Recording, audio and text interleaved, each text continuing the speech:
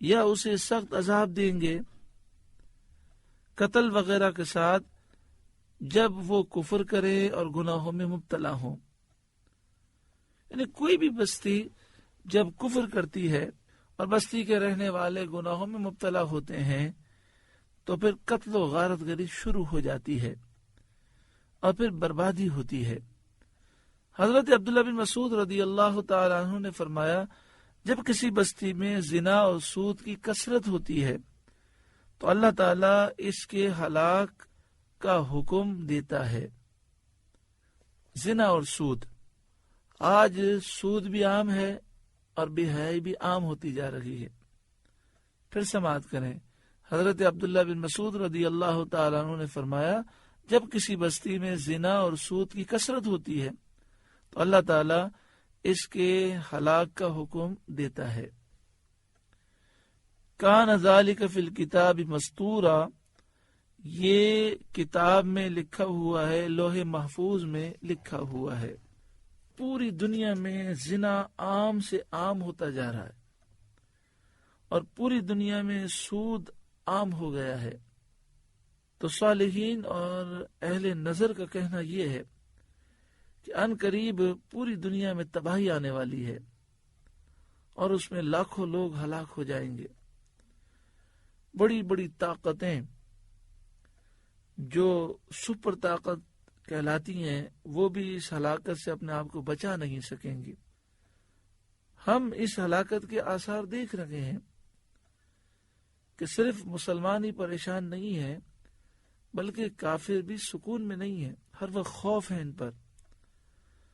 اگر اس دنیا کو عذاب سے بچانا ہے، سکون چاہیے، تو قرآن کے نظام کو عام کرنا ہوگا اور بے حیائی سے اس قوم کو بچانا ہوگا.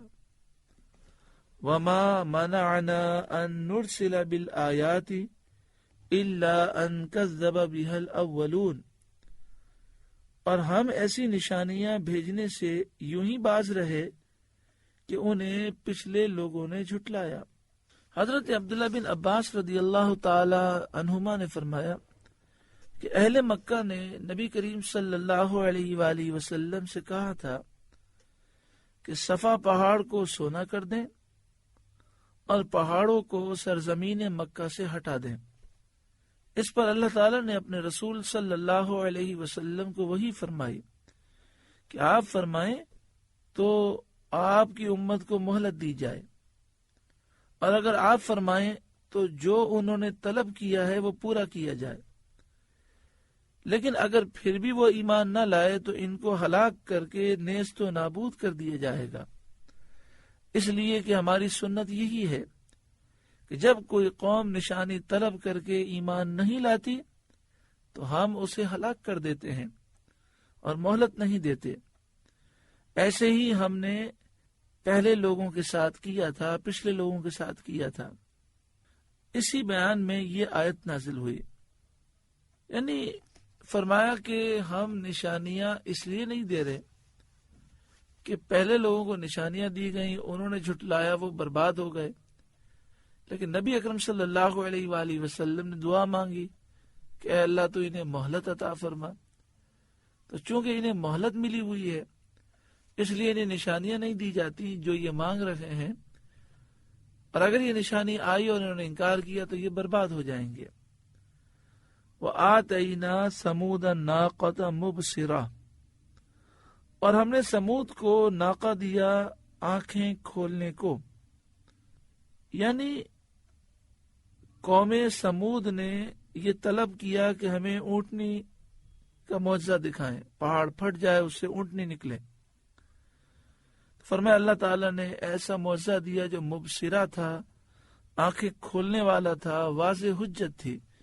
فَظَلَمُوا بِهَا، تو انہوں نے اس پر ظلم کیا، کفر کیا اور اس کا انکار کر دیا کہ یہ اللہ کی طرف سے ہے. وَمَا نُرْسِلُ بِالْآيَاتِ إِلَّا تَخْوِيفًا، اور ہم ایسی نشانیاں نہیں بھیجتے مگر ڈرانے کے لیے. یعنی ایک ایسا عذاب جو جلد آنے والا ہے اس سے ڈرانے کے لیے ایسی نشانی بھیجتے ہیں. جب انہوں نے انکار کیا تو پھر عذاب آ گیا۔ وَإِذْ قُلْنَا لَكَ إِنَّ رَبَّكَ أَحَاطَ بِالنَّاسِ، اور جب ہم نے آپ سے فرمایا کہ سب لوگ آپ کے رب کے قابو میں ہیں، یعنی اے محبوب سب لوگ اللہ کے قبضے قدرت میں ہیں، آپ تبلیغ فرمائیے اور کسی کا خوف نہ کیجیے، اللہ آپ کا نگہبان ہے۔ وَمَا جَعَلْنَا الرُّؤْيَا الَّتِي أَرَيْنَاكَ إِلَّا فِتْنَةً لِلنَّاسِ، اور ہم نے نہ کیا وہ دکھاوا جو آپ کو دکھایا تھا مگر لوگوں کی آزمائش کے لیے، یعنی جو ہم نے شب معراج بیداری کی حالت میں آپ کو دکھایا وہ دکھانا لوگوں کے امتحان کے لیے تھا کہ کون اس پر ایمان لاتا ہے اور کون انکار کرتا ہے۔ تو بہت سے لوگ مرتد ہو گئے اور تمسخر کے طور پر، مذاق کے طور پر کہنے لگے کہ بیت المقدس کی عمارت کا نقشہ بتائیے۔ نبی اکرم صلی اللہ علیہ وآلہ وسلم نے سارا نقشہ بتا دیا تو یہ کافر آپ کو جادوگر کہنے لگے۔ وَالشَّجَرَةَ الْمَلْعُونَةَ فِي الْقُرْآنِ، اور وہ درخت جس پر قرآن میں لعنت ہے، یہ بھی ہماری طرف سے لوگوں کے لیے آزمائش ہے۔ یعنی جہنم میں جو درخت زقوم ہے جو جہنم میں پیدا ہوتا ہے، اس کو آزمائش کا سبب بنا دیا، یہاں تک کہ ابو جہل نے کہا محمد مصطفیٰ صلی اللہ علیہ وآلہ وسلم تم کو جہنم کی آگ سے ڈراتے ہیں اور کہتے ہیں کہ وہ آگ ایسی ہے کہ پتھروں کو جلا دے گی، پھر یہ بھی فرماتے ہیں کہ اس میں درخت اگیں گے، آگ میں درخت کہاں رہ سکتے ہیں؟ یہ اعتراض انہوں نے کیا اور اللہ تعالیٰ کی قدرت کو نہ سمجھے، غافل رہے، نہ سمجھے کہ اس قادر مختار کی قدرت سے آگ میں درخت پیدا کرنا کچھ بعید نہیں۔ سمندل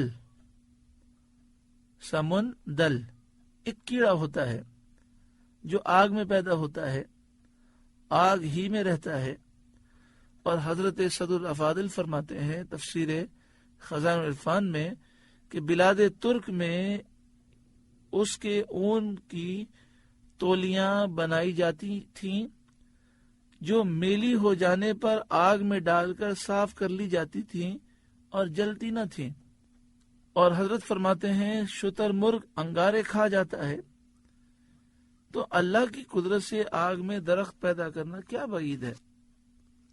وَنُخَوِّفُهُمْ، اور ہم انہیں ڈراتے ہیں دینی اور دنیاوی خوفناک امور سے۔ فَمَا يَزِيدُهُمْ إِلَّا طُغْيَانًا كَبِيرًا، تو انہیں نہیں بڑھتی مگر بڑی سرکشی، وہ ڈرنے کے بجائے اور سرکشی کرتے ہیں۔ جب دل سیاہ ہو جائیں تو نصیحتوں کے اثرات نہیں ہوتے۔ اللہ تعالی ہمارے دل کو مردہ ہونے سے محفوظ فرمائے۔ گناہوں سے دل سیاہ تو ہوتے ہیں، لیکن مسلمان کے دل میں وہ صلاحیت ہوتی ہے کہ قرآن پاک سن کر اس کے دل کی گندگی دور ہو جاتی ہے، لیکن وہ کافر کہ جن کے دلوں پر مہر لگ چکی، ان کے دل ایسے مردہ ہو چکے کہ وہ پھر کبھی زندہ نہیں ہو سکتے۔ اللہ تعالی ہمیں ایمان کی سلامتی عطا فرمائے اور ہمارے دل کی ہر زنگ کو دور فرمائے۔